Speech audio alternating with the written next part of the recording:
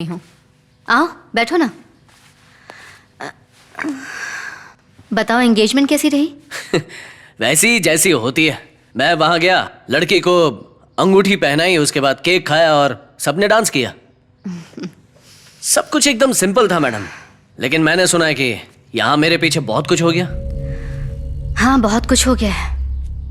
मैं तुम्हें परेशान नहीं करना चाहती थी, इसलिए तुम्हें फोन नहीं किया। जूस पियोगे ना? हाँ,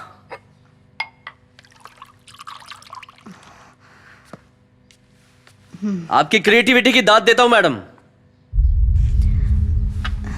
ऐसा क्या हो गया चारी? मैं आपकी मदद कर रहा था और आपने मुझे ही बेवकूफ बनाया। ये क्या बोल रहे हो? वो फोन उस दिन यहीं पर था ना? हा? और उस पर तो कोई फिंगरप्रिंट्स थे ही नहीं, तो अचानक कहां से आ गए? तुम्ही ने मुझसे कहा था कि फिंगरप्रिंट्स ऐसे नहीं दिखेंगे, इसीलिए मैंने उसे लैब में भेज दिया ताकि रिपोर्ट में सब कुछ साफ साफ दिख जाए। ठीक है मैडम, फिंगरप्रिंट्स को छोड़ो। जब मैंने कार देखी, ना ही उस पर डेंट था और ना ही मिट्टी के निशान।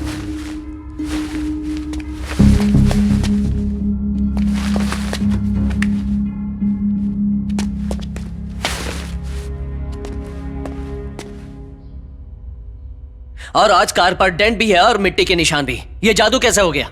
मैं आपको बताता हूं कैसे। मेरे जाने के बाद आप फिर से रॉकी के फ्लैट में गई।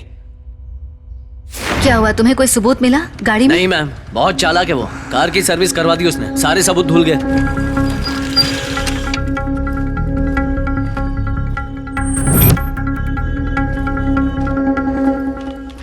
हेलो मैडम, कहाँ जाना है आपको? मैंने बाहर टू लेट का बोर्ड पढ़ा। 208 सेकंड फ्लोर। ओह, यहाँ साइन कर दीजिए, फिर जाइए। Thank you. Okay madam, second floor 208 number.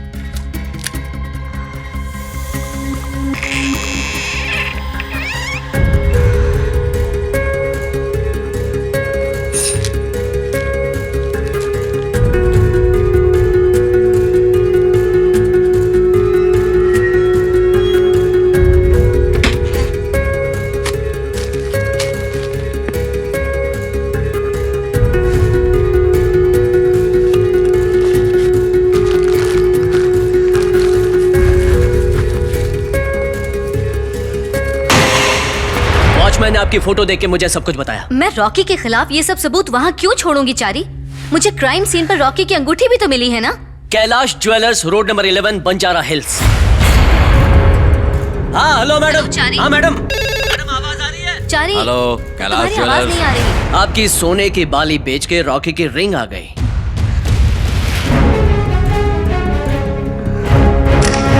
फिर मुझे शक हुआ और मैंने इंक्वायरी शुरू की।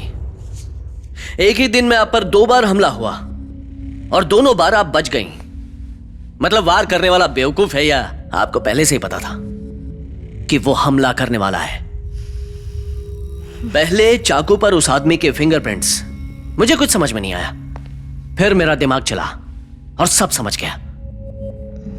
आप पर पहला हमला करने वाला वही था जिसने आपको क्लब में देखा था, रॉकी का आदमी। 2 फटके मारते उसने सब कुछ उगल दिया कि उसने कुछ नहीं किया है। तो किसने किया? क्या आपके साथ इसमें कोई और भी शामिल है? कौन है वो? तुम्हारा पुलिस डिपार्टमेंट चारी। मुझे पुलिस स्टेशन जाकर ही पता चला नकली सबूतों और ट्रांसपोर्ट डेटाबेस के बारे में। तेरे बैग में ड्रग्स रख दूंगा और अंदर डाल दूंगा तुझे। जिसने बाइक ठोकी उस कार का नंबर मिल गया। तुमने मुझे रॉकी का एड्रेस दिया और डीएनए के बारे में उस दिन सब कुछ समझाया। Sterling height, flat number 203। Crime scene पर रॉकी से जुड़ा कोई तो सबूत होगा। ब्रेसलेट, अंगूठी, घड़ी। अगर किसी तरह हमें आपके फोन पर रॉकी के फिंगरप्रिंट्स मिल जाएं, तो हम रॉकी के कपड़ों से आपके हस्बैंड का डीएनए आसानी से ट्रेस कर सकते हैं। मैडम, डीएनए मतलब कई चीजों पर हम अपना डीएनए छोड़ते हैं, जैसे कार, बाइक, हमारे कपड़े, हमारा सेलफोन, हमारे बाल। फिंगरप्रिंट्स के बारे में जब मुझे पता चला तो मैंने अपने ही घर में तोड़फोड़ की।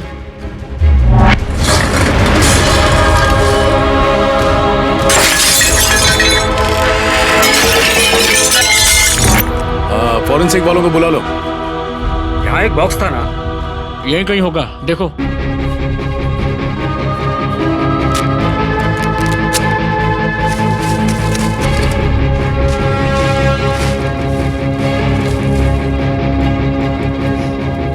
बल्कि एक मामूली सा चोर जिसने मेरी मदद की, वो भी तुम्हारे पुलिस स्टेशन में ही मिला था। मैडम अगर आप चाय नहीं पी रही हैं तो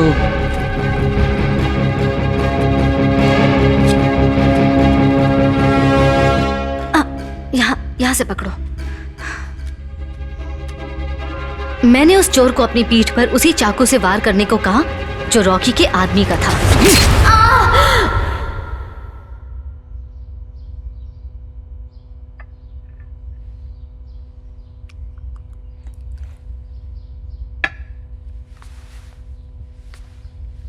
जब मुजरिम को सजा से बचाने के लिए ढेरों नकली सबूत बनाए जा सकते हैं, तो इंसाफ पाने के लिए नकली सबूत बनाने में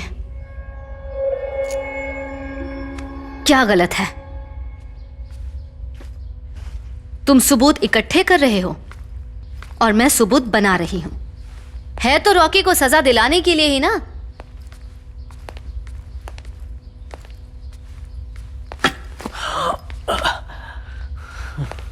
मैडम,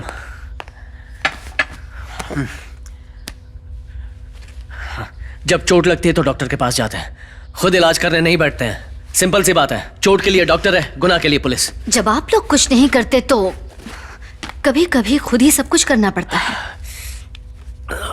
मैडम, हर चीज का एक प्रोसीजर होता है। एक और बात बताऊं मैं तुम्हें, अगर मैं सारे सबूत मिटा दूं तो मुझे 10 लाख रुपए मिलेंगे, ऐसा ही सत्यम ने कहा है। सत्यम पूरा डिपार्टमेंट नहीं है मैडम, एक दिन वो भी जेल में जाएगा। रॉकी मुजरिम है, उसने आपके हस्बैंड का खून किया है। बाकी आप ये सारे नकली सबूत बनाकर मुजरिम बन गई है मैडम। ये भी बहुत बड़ा गुनाह है, याद रखिए।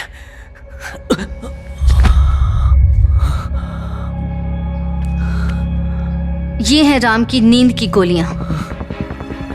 तुम्हें यहां देखकर मुझे भी शक हुआ, कहीं कुछ गड़बड़ ना हो, इसलिए जूस में 2 गोलियां डाल दी। अगले 2 घंटे तुम्हारा कोई काम नहीं। जब तक तुम जागोगे तब तक जो होना है वो हो चुका होगा। नहीं, सॉरी चादी। ऐसा मत कीजिए।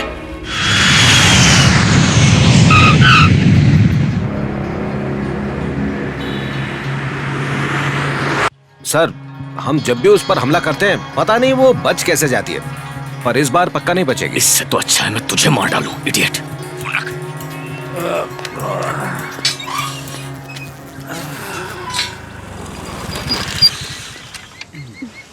पति की मौत की वजह से सदमे में, जरा आराम से बात करना। वैसे अगर मामला आज ही सुलझ जाए तो अच्छा है। सेफ्टी के लिए टेबल के नीचे गन रखी है, अगर जरूरत पड़े तो चला देना। पैसा कहाँ रखा है? कार में रखा है सर।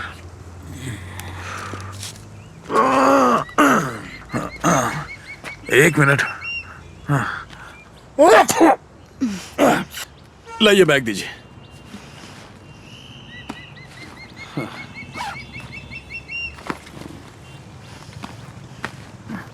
हाथ ऊपर कीजिए, हाथ ऊपर कीजिए।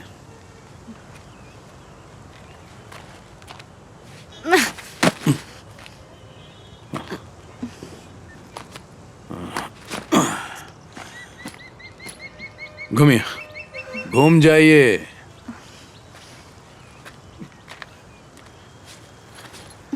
जाइए। दीक्षा, दीक्षा, दीक्षा, वेलकम।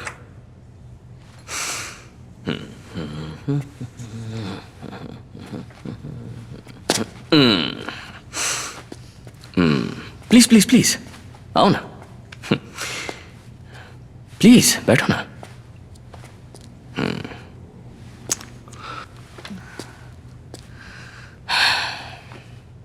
राम और मैं अच्छे दोस्त थे।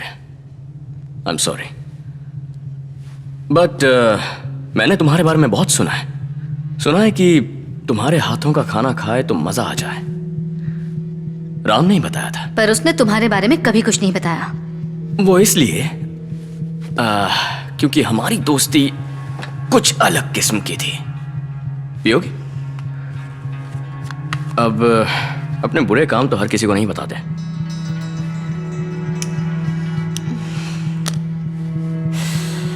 राम और मैं कॉलेज के दिनों से अच्छे दोस्त थे।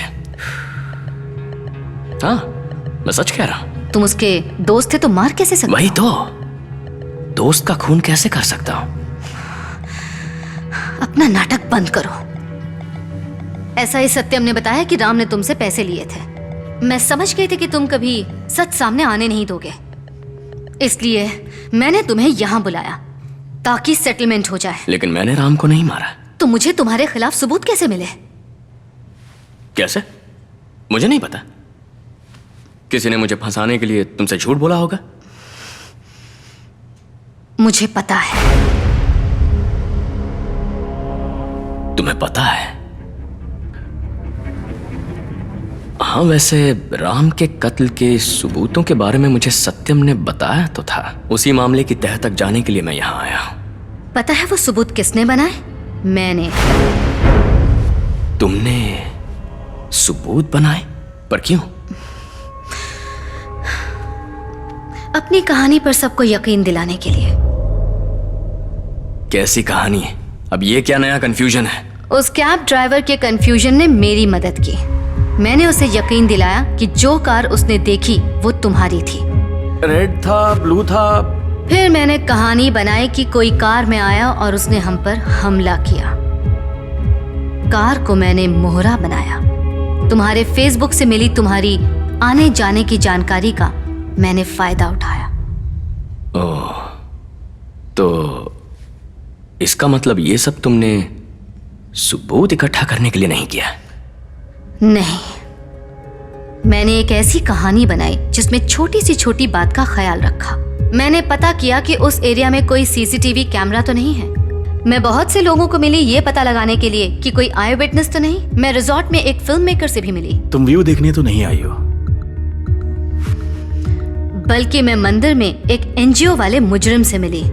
क्या आप उस दिन वहां थे जब वो एक्सीडेंट हुआ? प्लीज मुझे सब बताइए। उस एक्सीडेंट के बारे में किसी को नहीं पता था। मुझे पता था कि तुमने रेस्टोरेंट में वेटर से लड़ाई की थी, पर मैंने सबको यकीन दिलाया कि तुम्हारा झगड़ा राम से हुआ। वो क्या हुआ मैम, खाना लाने में मुझसे देर हो गई थी। आपके पति बहुत चिल्लाए थे मुझ पर। अगर कोई पूछे तो बोलना राम और रॉकी का झगड़ा हुआ था। Okay ma'am.